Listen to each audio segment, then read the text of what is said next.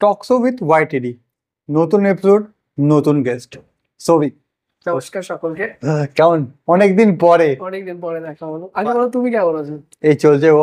এই যে ওয়েদার দেখতেই পাচ্ছ আমরা, এই ওয়েদারে বেরোনো মানে মাথা খারাপ হয়ে যাচ্ছে। হ্যাঁ, প্রচন্ড গরম পড়েছে, তার সাথে একটু স্যাঁতস্যাঁতে ভাব, সব মিলিয়ে চলতে হবে। একদম একদম। তা এখন কি চলছে? এখন চলার স্টার্ট আগে তুমি এখানে কফি স্টার্ট করতে পারো, এখানে কফি খুব সুন্দর হয়। আচ্ছা, কফি খেতে খেতেই কথা হবে। একদম। তার আগে কি চলছে মিন ভাই, কি জানতে চাইছো তুমি আগে বলো। ফার্স্ট তোমার কাজ নিয়ে। কাজ নিয়ে ব্যাপারটা, আমি তো রিসেন্টলি একটা শো শেষ করলাম, তোমাদের কিছু বাংলা হ্যাঁ। শ্রেষ্ঠত্ব সম্মান। একদম একদম। তো ওই কনসেপ্টটা শেষ করার পর এখন একটা নেক্সট বিগ প্রজেক্ট আছে আমাদের, শারদীয়া সম্পূর্ণ সম্মান 2024, এবার পুজো সবার। তো ওটারই টুকটুক করে প্রিপারেশন চলছে, আরো কিছু শুট অর্গানাইজ এটা ওটা কাজ আছে, ওগুলোই চলছে মোটামুটি। আচ্ছা, তুমি এই যে অর্গানাইজ নিয়ে যে প্ল্যানটা তোমার চলে, এটা অ্যাকচুয়ালি এই ইন্ডাস্ট্রিতে তুমি দেখো, আমি অডিয়েন্স জানতে চাইবে এই ইন্ডাস্ট্রি তুমি কবে থেকে আছো, কি করে ঢুকলে? ইন্ডাস্ট্রিতে কিন্তু আমি অভিনেতা হওয়ার জন্য এসেছিলাম ফার্স্ট অফ অল। আচ্ছা আচ্ছা আর আমি ইন্ডাস্ট্রিতে যখন আসি তখন 7-8 বছর হয়ে গেছে। আচ্ছা। মানে আমি ইন্ডাস্ট্রিতে আছি 7-8 বছর। তো সেখান থেকেই জার্নি শুরু করতে করতে করতে একজন থেকে দুজন, দুজন থেকে তিনজন, তিনজন থেকে চারজন, চিনতে চিনতে চিনতে চিনতে মানে অভিনয় করবো এটা নিয়ে থাকা, কিছু কাজও করেছি টুকটাক, অনেক ডিরেক্টরের সাথে পরিচয়, অনেক আর্টিস্টের সাথে পরিচয়। তারপরে হঠাৎ একদিন ইচ্ছা গেল একটা শো অর্গানাইজ করি। তো প্রথম শো যখন অর্গানাইজ করেছিলাম ভেবেছিলাম ইজি ব্যাপার, কিছু ব্যাপার না, মানে যারা নতুন অর্গানাইজাররা আছে তারাও এটা ভাবে যে একটা শো অর্গানাইজ করবো, অতটা চাপ নেই। কিন্তু একটা শো অর্গানাইজ করা আর একটা শো অর্গানাইজের মতো অর্গানাইজ করা, মানে ওয়েল অ্যান্ড গুড অর্গানাইজ করা, দুটোর মধ্যে হিউজ ডিফারেন্স থাকে। ঠিক আছে, আমরা যে কোনো কাজ ভাবলেই করতে পারি, কিন্তু সেটা সাকসেসফুলি করাটা ইটস ভেরি ডিফিকাল্ট। তো করলাম, সেটা থেকে একটা এক্সপিরিয়েন্স, সেটা থেকে আর একটা শো এর এক্সপিরিয়েন্স, ওয়ান আফটার অ্যানাদার যেতে যেতে যেতে আজকে আমার বাংলা শ্রেষ্ঠত্ব সম্মানের 57 media coverage. Wow wow wow, খুব বড় কথা। বাট এই যে তুমি বললে অনেক বছর থেকে আছো, তো এই যে অ্যাক্টিং তোমার যে বললে তুমি, বাট ওই ইন্ডাস্ট্রি থেকে এই ইন্ডাস্ট্রি, দেখো দুটো ইন্ডাস্ট্রি আলাদা। হ্যাঁ দেখো, প্রত্যেকটা ফিল্ডই আলাদা, হ্যাঁ কিন্তু কানেক্টেড। ধরো হ্যাঁ যে একটা মডেল দেখবে একটা অ্যাক্টর হয়, হ্যাঁ একটা ডিরেক্টর একটা স্ক্রিপ্টও লিখছে, অভিনয় করছে। হ্যাঁ। তো আমার মনে হয় ইচ্ছে শক্তি থাকলে সবকিছুই করা যায়। আমি যে অর্গানাইজার হয়ে গেছি বলে অ্যাক্টিং থেকে সরে গেছি এরকম কিন্তু নয়। তোর মনে আছে তোমার ফার্স্ট অ্যাক্টিংটা কি ছিল? ফার্স্ট অ্যাক্টিংটা কি ছিল মনে তো আছে, কিন্তু আমি একটা সিরিয়ালে মনে হয় কিছু জুনিয়র আর্টিস্টের কাজ করেছি। মানে ভুলে গেছে, অ্যাকচুয়ালি বলছে মনে আছে বাট ভুলে গেছে। ওয়াও।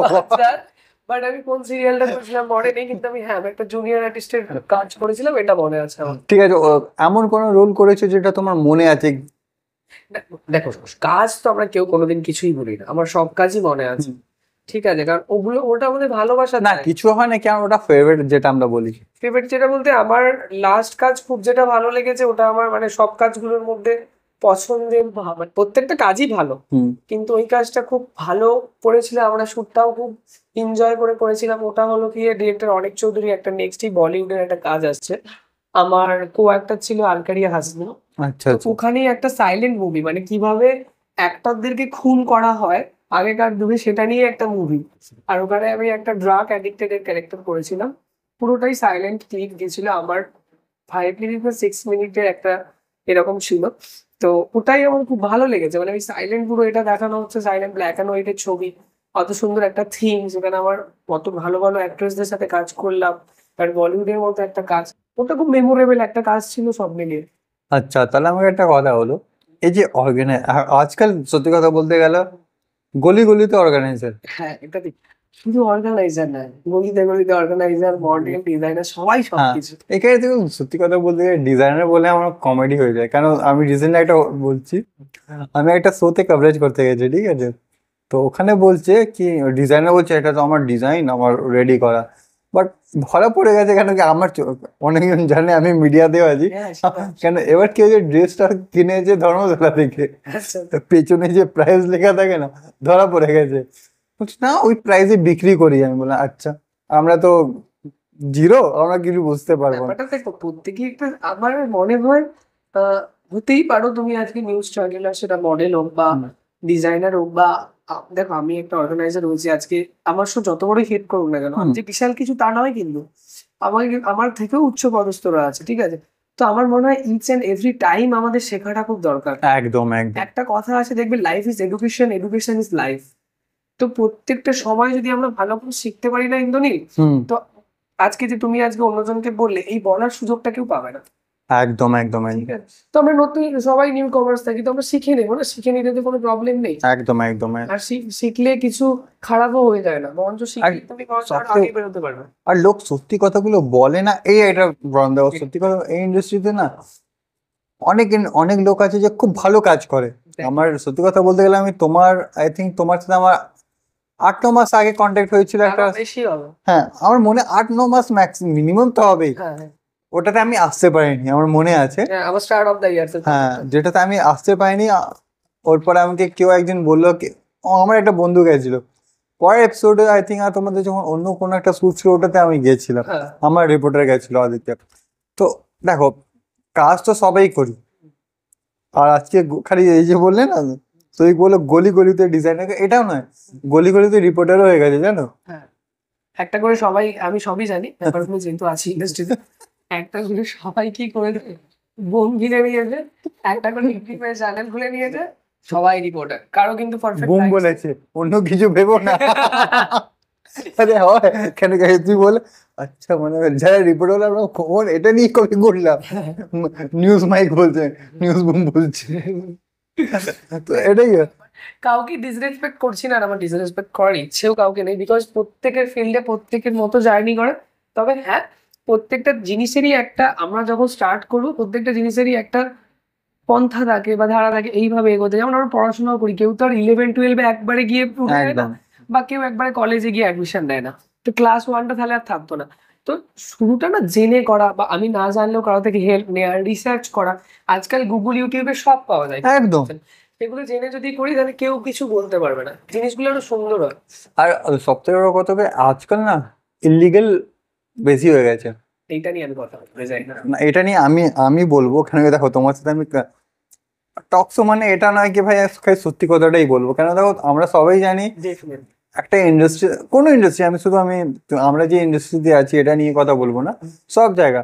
বাট এই যে ইলিগাল কাজটা এর জন্য বলছি, কেন কি উইদাউট কোনো পেপার ওয়ার্ক কি নিজেকে অনেকজন ভাবে কি ভাই আমার থেকে বড় কেউ নয়। হ্যাঁ, এটাও ঠিক কথাই বলেছো। আর সত্যি কথা বলতে অমনি খুঁজতে গেলে ওর মতো কি ওর থেকে হাই লেভেলের লোক পাওয়া যাচ্ছে। ব্যাপারটা হলো কি, প্রত্যেকের থিঙ্কিং না আলাদা আলাদা। আচ্ছা, এবার ধরো কেউ অনেক বড় হয়েও দেখবে খুব ডাউন টু আর্থ, হ্যাঁ, আবার দেখবে কেউ কিছু না হয়েও অনেক কিছু ভাবে, সব থেকে বড় এক্সাম্পল দেবদাকে আমি ধরবো। মেন্টালিটি অনুযায়ী ম্যাচ করে। তো আমার মনে হয়, দেখো ড্রিম তো সবাই দেখে, আমিও দেখি একটা বড়, আজকে আমি এই প্ল্যাটফর্মটা ক্রিয়েট করেছি, কালকে আমি মুম্বাই গিয়ে শো করবো। একদম একদম লক্ষ্য যদি না আকাশ ছোঁয়া রাখো, তুমি ছাদে এসে কিভাবে করবে? একদম এটা আমার কলেজের টিচার আমাকে শিখিয়েছে। তো আমার মনে হয় ড্রিম অলওয়েজ খুব হাই লেভেলে রাখাটাই দরকার, কিন্তু তুমি যে ড্রিমটা রাখছো বা স্বপ্নটা দেখছো, তার জন্য তোমাকে যথাযথ স্ট্রাগল করাটা উচিত। আর সব থেকে আমাদের কি ভুল জানো তো, ধরো আমার কাছে কিছু ক্যান্ডিডেট এলো, তাদেরকে ধরো আমি একটা রকম ভাবে মোটিভেট করছি, তাদেরকে যদি অন্য কেউ কিছু দুটো কথা বলে দেয় না, তারা ওই কথাটাতে নাচবে। এবার তুমি যখন একটা অ্যাডাল্ট হয়ে গেছো, তোমার তো মানে বাকিদের কথাতে নাচার আগে কোনটা ঠিক কোনটা ভুল এটা বিচার করার ক্ষমতা রাখতে হবে না। আর এই তো নয় আমি আজকে দুটো ফটোশুট হয়ে গেলাম, ও বলে দিল বলে আমাকে মডেল হয়ে যাবে। অ্যাকচুয়ালি ভুল কিন্তু যে মানুষগুলো ঠকায় তাদের না, তুমি জেনে শুনে ঠকতে যাচ্ছ। একদম একদম একদম তুমি আজকে এত নিউজ কভারেজ দেখছো, এত মিডিয়া কভারেজ দেখছো, এত শো এর এত রিপোর্ট দেখছো, তোমার যারা এই সমস্ত কাজ করে বেড়াচ্ছে তাদের নামও শুনে বেড়াচ্ছ, তারপরেও তোমাকে একটা ব্যাড অফার করে দিল, এটা করে দেবো সেটা করে দেবো, কেন তুমি যাবে? This is your fault. তো তুমি সবকিছু জেনে শুনেও যদি তুমি একটা বাজে কাজে ইনভলভ হও, তুমি যদি বলো এটা আমার জন্য করেছে, আমি বলবো তো সে ঠিকই করেছে। সেটা খুব একদম। বাজে কথা হলো, আমি অন দা চ্যানেলে এটাই বলছি, খুবই ভালো করেছে। হ্যাঁ, কারণ তুমি সব নিজের ভুল। দেখে জেনে শুনে যদি গাড্ডায় পড়তে যাও, তুমি তো পড়বেই। একদম আমার কাছে যারা মডেলরা আসে শিখতে বলো, এ করতে বলো, আমাদের বুমাররা যারা শেখায়, তো ওদেরকে আমি বারবার গাইড করি, দেখো এইভাবে পথ চলো, দেখো ডেস্টিনেশন তোমাকে দেখাতে পারি, আমরা গন্তব্য তোমাকে দিতে পারি, মানে তোমাকে আমরা স্টেশনটা দেখিয়ে দিতে পারি, কিন্তু তুমি দিল্লি যাবে কি মুম্বাই যাবে সেটা তোমার নিজস্ব ব্যাপার, ডিপেন্ড করছে। ডিপেন্ড ব্যাপার। এবার তোমরা বুঝছো ব্যাপারগুলো, জানছো, তারপরেও যদি তোমরা 5 জনের কথা শুনে নাচো, সেগুলো তো কেউ ধরে রাখতে পারবে না। আর আজকালকার যুগে দেখবে আমরা যেভাবে বাবা মাদেরকে রেসপেক্ট করতাম, মানে বাবা মাদের যেইভাবে মানতাম বলো, বা যেইভাবে আমরা পড়াশোনা করেছি, যেভাবে টিচারদের রেসপেক্ট করেছি, আজকে বিন্দুমাত্র করে কেউ?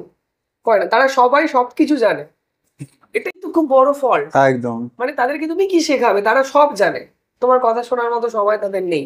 তো তারা গাড্ডায় পড়বে না তো তুমি আমি পড়বো? একদম। That is the truth.